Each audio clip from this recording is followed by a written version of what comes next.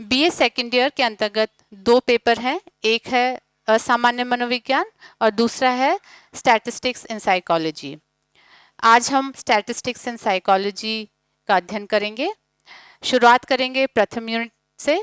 प्रथम यूनिट के अंतर्गत आपके introduction, nature and importance of statistics है।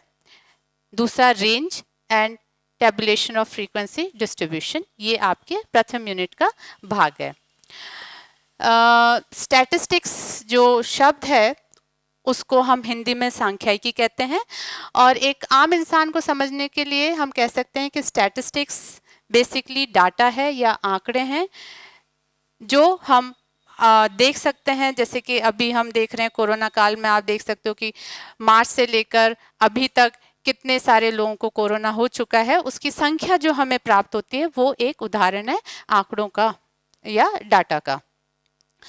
स्टैटिस्टिक्स को अगर हम डिफाइन करें तो स्टैटिस्टिक्स जो है वो विज्ञान है जिसके द्वारा हम तथ्यों को या आंकड़ों का संकलन करते हैं, उनको वर्गीकरण करते हैं, विवरण करते हैं उनका, और उनका विश्लेषण करते हैं।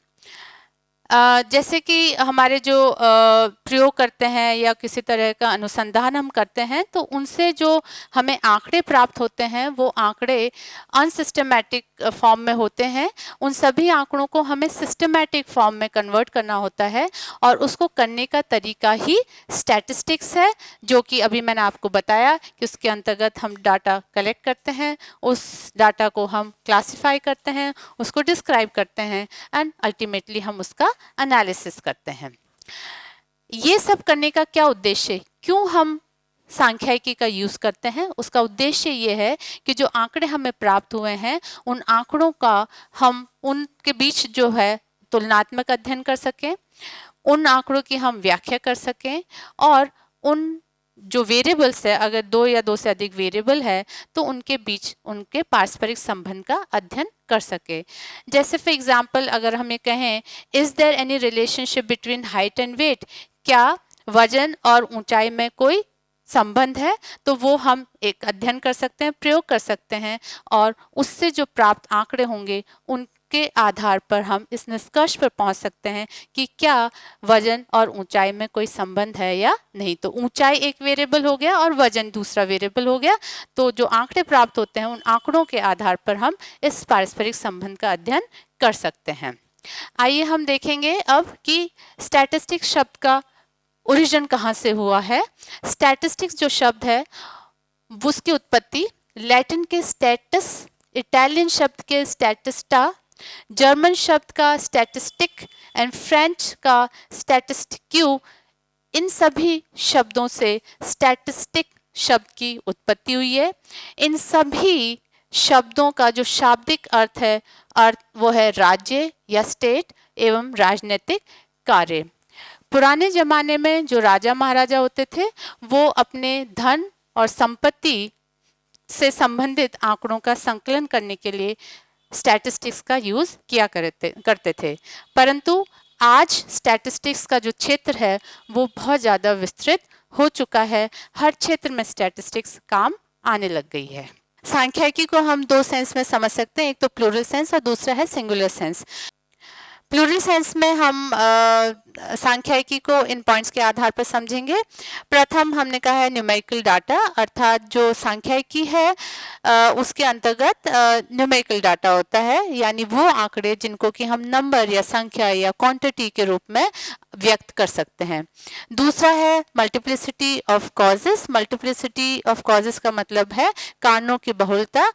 जैसे उदाहरण के लिए मान लीजिए कि किसी कमोडिटी का प्राइस है, वो प्राइस बहुत सारे कारणों पर डिपेंड करता है, जैसे कि उसकी सप्लाई कितनी है, उसकी डिमांड कितनी है, उस कमोडिटी का इंपोर्ट कितना है, उसका एक्सपोर्ट कितना है, इन सारी चीज़ों के ऊपर उस कमोडिटी का प्राइस डिपेंड करता है।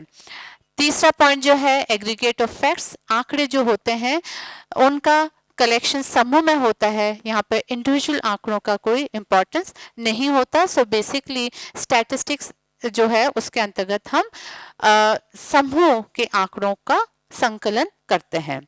और लास्ट वाला जो है वो है एस्टिमेशन ऑफ एक्यूरेसी। आंकड़ों की शुद्धता का आकलन करना संभव हो। यह है आपका एस्टिमेशन ऑफ एक्यूरेसी।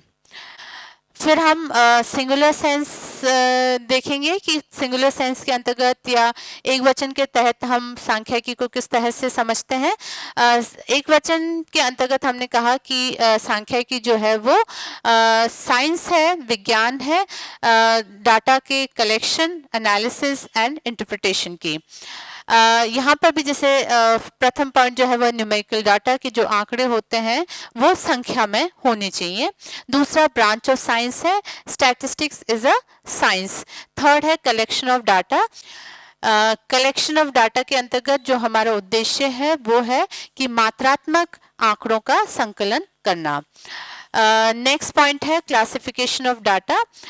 यहाँ पर जो आंकड़े हमें प्राप्त होते हैं उनको हम क्लासिफाई करते हैं। फॉर एग्जांपल जैसे हमने जनसंख्या के आंकड़े इकट्ठे कर रहे हैं, अब हम उन आंकड़ों को क्या कर सकते हैं, क्लासिफाई कर सकते हैं। किस आधार पर? लिंग के आधार पर, एज के आधार पर और एजुकेशन के आधार पर। तो उन आंकड़ों को जब हम इस तरह से डिवाइड करेंगे तो वो होएगा क्लासिफिकेशन ऑफ डाटा।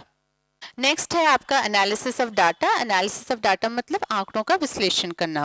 विश्लेषण करने का मतलब होता है detail examination of anything complex. अब यहाँ पर जो आंकड़े हमने इकट्ठे करे उन आंकड़ों का हम डिटेल एग्जामिनेशन करेंगे।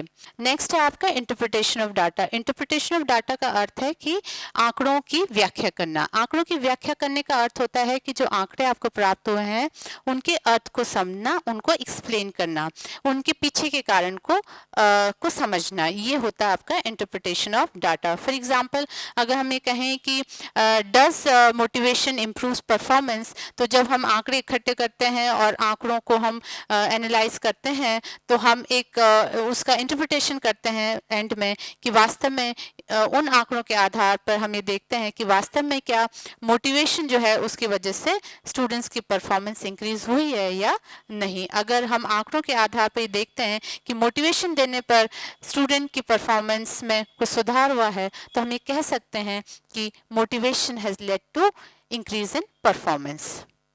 आज हम पढ़ेंगे फर्स्ट यूनिट का सेकंड पार्ट जो कि है रेंज या विस्तार। रेंज या विस्तार को आप ऐसे समझ सकते हैं कि जो हमारे पास आंकड़े हैं उन आंकड़ों का कितना विस्तार है। इसको हम डिफाइन कर सकते हैं कि आंकड़ों के अंतर्गत जो उच्चतम अंक है और जो न्यूनतम अंक है उसके बीच का जो अंतर है उसी को हम रेंज कहते हैं। उदाहरण के लिए जैसे हम ले लीजिए हमारे पास कुछ आंकड़े हैं जैसे 5, 6, 4, 2, 1 एंड 8। तो यहाँ पर जो फॉर्मूला है जिससे आप रेंज निकालेंगे वो है हाईएस्ट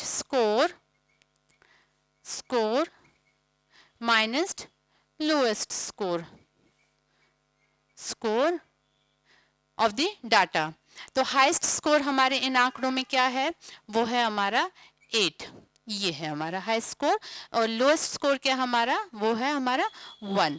तो 8 - 1 कितना हो गया, 7। तो ये आपका रेंज है। इस तरह से आप निकाल लेंगे। जब आपके पास आंकड़े कम हो तो आप डायरेक्टली हाईएस्ट स्कोर ले लीजिए और उसको माइनस कर दीजिए लोएस्ट स्कोर से। परंतु यदि आपके पास आंकड़े क्लास इंटरवल के फॉर्म में हो, जैसे फॉर एग्जाम्पल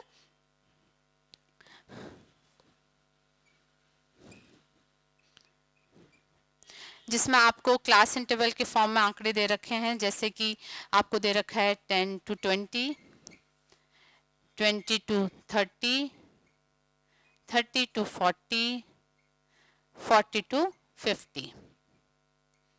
और आपको फ्रीक्वेंसी दे रखी है फॉर एग्जांपल 5, 4, 2, 6।